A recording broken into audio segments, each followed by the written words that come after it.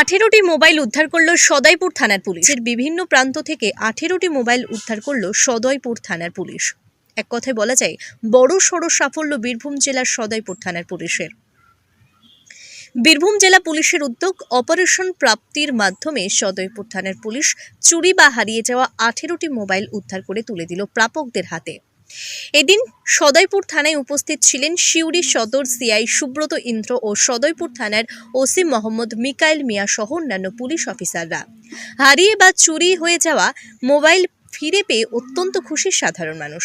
তবে প্রশাসনের দিকে নজরদারি চালানো হচ্ছে এই চুরি যাওয়া মোবাইলগুলির পেছনে কোনো দুর্নীতি চক্র কাজ করছে কিনা তাদের চিহ্নিত করার উদ্দেশ্যে তদন্ত চালাচ্ছে বীরভূম জেলা পুলিশ।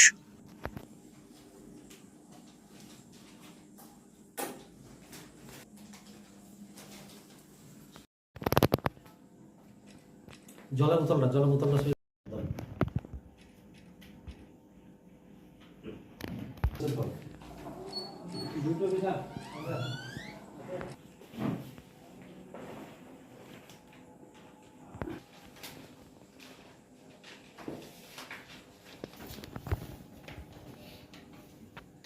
সুলতানা পারবেন।